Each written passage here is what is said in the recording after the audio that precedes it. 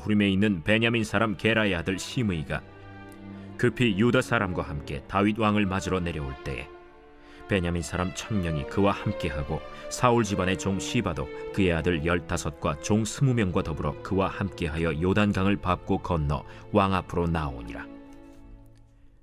왕의 가족을 건너가게 하며 왕이 좋게 여기는 대로 쓰게 하려 하여 나룻배로 건너가니 왕이 요단을 건너가게 할 때 게라의 아들 시므이가 왕 앞에 엎드려 왕께 아뢰되 내 주여, 원하건대 내게 죄를 돌리지 마옵소서.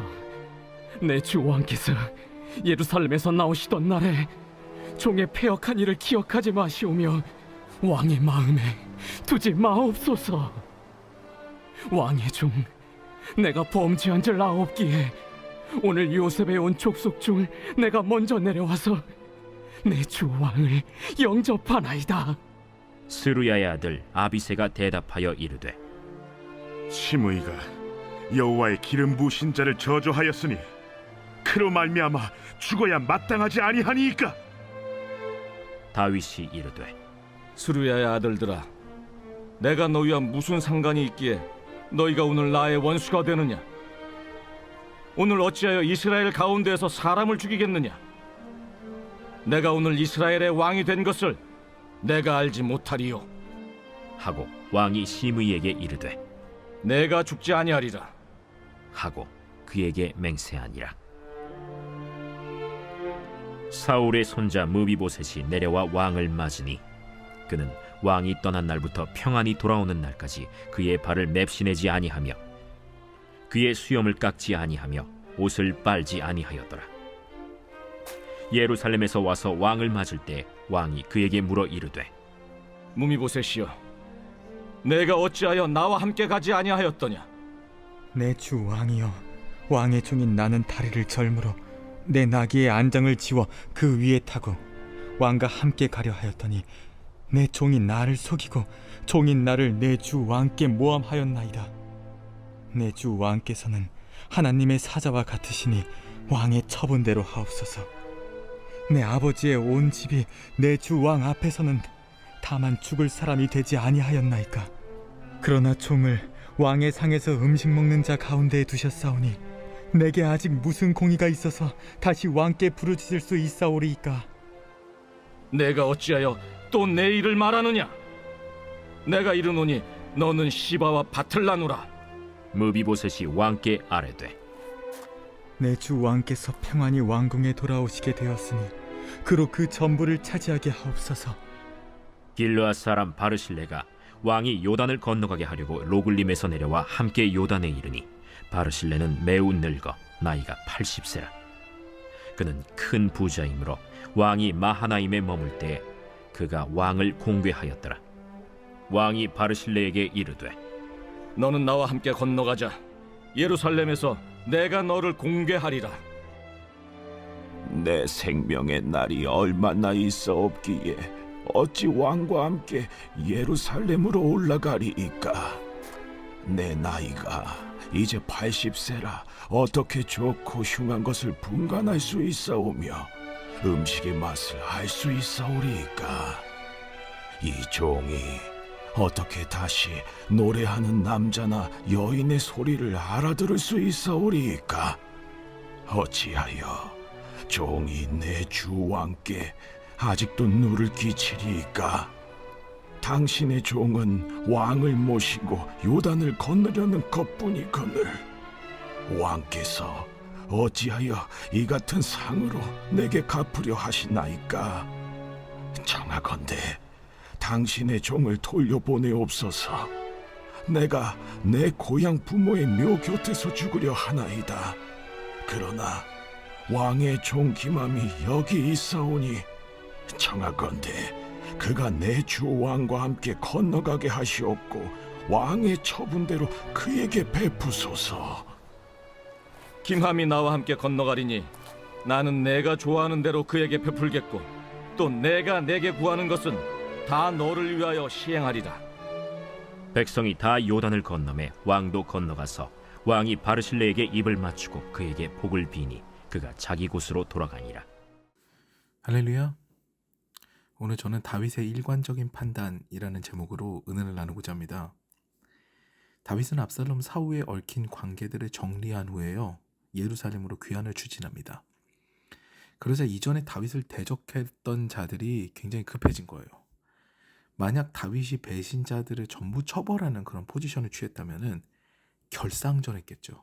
아니면 도망가는 그런 부류도 있었을 겁니다. 그런데 예상과 다르게 다윗은 모든 이들을 다 포용하는 정책을 폈거든요. 용서한 겁니다. 그러니까 이제는 다윗의 적들, 다윗을 모욕했던 자들은 빠르게 다윗 왕 앞에 엎드리는 것이 상책이 되어버린 겁니다. 압살롬에게 붙어서 다윗을 모욕했거나 거짓을 고한 이들은 이제 상황이 역전이 되었죠. 다윗이 요단을 건너자 제일 먼저 만난 두 무리가 있습니다. 이제 다시 귀환하는 과정에서 두 무리를 만나죠. 이들이 바로 다윗을 모욕하거나 다윗에게 거짓을 고한 무리들입니다. 베냐민 사람 게라의 아들 시므이가 그 첫 번째죠. 그는 베냐민 사람 1000명과 함께 와서 다윗에게 머리를 조아립니다. 그가 다윗을 모욕한 이유는 간단합니다. 이스라엘의 왕위는 원래 사울에게 있었거든요. 그리고 사울은 베냐민 족속이었죠. 그리고 오늘 본문을 보게 되면 시므이는 베냐민 지파에서 상당히 영향력이 있는 인물처럼 보입니다. 1000명이나 되는 무리들이 함께 왔거든요. 그러니 그는 다윗을 사울의 왕위를 찬탈한 배신자로 조롱한 겁니다. 너는 왕의 자격이 없다. 그러면서 은근히 자신의 그런 위치를 확보하고자 한 거죠. 이제 다윗이 귀환하게 되니까 시므이는 엎드려서 죄를 빌 수밖에 없었습니다. 이때 요압의 아우 아비새가 나섭니다. 그는 일전에 시므이가 다윗을 저주하니까 그때 시므이를 죽이려고 했던 용사지요. 그런데 여기서도 다윗은 아비새를 제지합니다. 다소 격한 표현을 쓰죠. 네가 무엇 때문에 내 뜻을 반하려고 하느냐? 나는 오늘에서야 내가 이스라엘의 진정한 왕이 된 것 같다. 다들 나에게 충성을 바친다. 이런 기쁜 날 시므이를 죽여서야 되겠느냐? 이렇게 화평을 이야기하는 다윗입니다. 그래서 이날 시므이는 목숨을 건집니다. 하지만 이 사건을 다윗은 기억해요. 이날만입니다. 자신의 때에는 괜찮지만 솔로몬을 위해서는 왕권을 노리는 세력들을 하나하나 제거하도록 명하는데 후에 시므이가 나오죠. 이 이야기는 추후에 또 기회가 되면 다루도록 하겠습니다. 그리고 이채로운 것은요. 사무엘서 기자는 시므이의 무리에 뒤따르는 다른 한 무리를 보태는데요. 바로 사울의 종 시바의 무리지요. 사실 이때 시바는 무비보셋과 함께 왔거든요. 그런데 사무엘서 기자 같은 경우에는요. 이 시바를 무비보셋에게 붙이는 게 아니라 시므이 무리로 붙입니다. 이게 무슨 이유일까요? 이들은 같은 베냐민 족속이기 때문에 함께 왔을 수도 있지만 시므이가 시바가 묶인 것을 추정해 보건대 이들은 부정적 무리들입니다. 그리고 시바에 앞서서 다윗은 시바의 준이자 요나단의 아들인 무비보셋을 만나게 되고 이야기를 나누게 되죠. 다윗은 옷도 빨지 않고 수염도 깎지 않은 무비보셋을 보자마자 뜨끔했을지 모르겠습니다. 그는 진위를 확인하지도 않고 사울의 종 시바의 말만 듣고 무비보셋의 재산을 빼앗아서 시바에게 준 적이 있거든요. 그래서 다소 궁색하게 질문합니다. 무비보셋아, 내가 피난을 갔을 때 너는 무엇하고 있었느냐? 우리는 가족 아니었는가? 이런 식의 질문을 하죠. 이미 무비보셋을 봤을 때 다윗은 뭔가 잘못되었음을 직감했을 거예요. 이에 무비보셋은 담담하게 이야기합니다. 왕이여, 제 종이 저에 대해 모함을 한 것 같습니다. 저는 두 다리를 저는지라 왕께 도움은커녕 짐이 될 것 같아서 처음에 따라 나섰다가 출발하지 못했습니다. 저는 원래 왕에게 헤세드, 즉 은혜를 입은 자로 왕이 저를 돌보셨는데 어찌 제가 왕을 배신하겠습니까? 이런 이야기죠. 거기에 덧붙여서 무비보셋은 이야기합니다. 제 종이 저에 대해서 모함을 했어. 그래서 저에 대해 잘못 이야기했습니다. 이런 이야기를 하죠. 그러니까 다윗이 이야기합니다. 어찌하여 네가 이 일을 또 말하느냐? 이것을 두고 학자들의 의견이 분분해요. 한편으로는 어째서 또 땅 이야기를 하냐? 왜 재산 이야기를 하냐? 라고 말하는 학자들도 있고요. 어째서 너는 내가 너에게 은혜를 베푼 이야기를 또 하느냐? 이미 끝난 얘기 아니냐? 이 이야기를 한 거다라는 학자도 있습니다. 좌우간에요. 이것을 듣고 난 다음에 이런 멘트를 한 다윗은요. 여기서 이해할 수 없는 판결을 내립니다. 너는 시바와 밭을 나누라. 누구의 편도 들지 않아요. 근데 그 이후에 졸지에 재산의 절반이나 날리게 된 무비보셋이지만 그는 그것과 상관없는 이야기를 하죠. 저는 왕이 무사히 귀환한 것만으로도 감사합니다. 시바가 모든 재산을 가지게 두소서 하죠. 이것을 두고도 학자들은 의견이 분분합니다. 다윗이 마치 솔로몬과 같이 무비보셋을 시험한 것이다. 이후에 무비보셋은 땅을 다 취했을 것이다 라는 학자들도 있고요. 졸지의 재산이 둘로 나뉘었다 라고 하는 학자들, 그리고 무비보셋 말대로 그는 재산을 시바에게 다 주었다 라고 하는 의견들도 있습니다. 아무튼요, 이 부분이 사실은 가장 다윗의 이해할 수 없는 부분이기도 합니다. 왜 다윗은 누구의 편도 들지 않고 잘못된 것을 바로잡지 않고 이 상황 가운데 이 문제를 덮어뒀을까요? 이게 굉장히 의문스럽죠.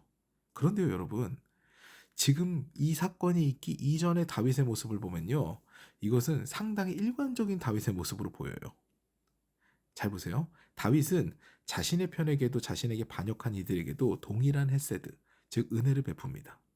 자신을 지원한 바르실레와 마길과 소비, 그리고 마하나임 성에도 또한 자신을 배신한 예루살렘과 이스라엘, 그리고 고륙임에도 배신한 유다 지파까지 다 용서합니다.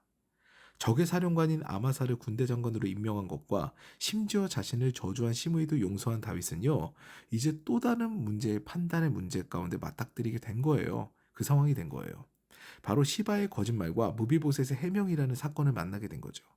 여기서 다윗이 취할 수 있는 방법은 하나밖에 없는 거예요.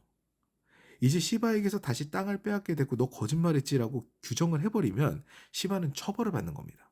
주인을 기만하고 왕을 속인 죄값을 치러야 되죠. 그렇다고 무비보셋의 억울한 상황을 그대로 둘 수는 또 없었던 거예요. 누구도 처벌하지 않고 누구의 손을 들지도 않아야 하는 상황이 되어버린 겁니다. 그래서 다윗은요, 시바와 무비보셋에게 밭을 나누어 가지라고 한 겁니다. 이른바 다윗의 일관성이죠. 사랑하는 여러분, 이것을 우리의 삶에 적용해 보면요, 하나님의 일관적인 모습을 볼 수가 있습니다. 하나님께서는요, 하나님을 모르는 자들도 하나님을 깊이 아는 자들도 모두 다 사랑하십니다. 그러면서 믿고 신뢰하는 자들이 하나님을 잘 모르는 자들을 이해하고 사랑하기를 바라시는 거죠.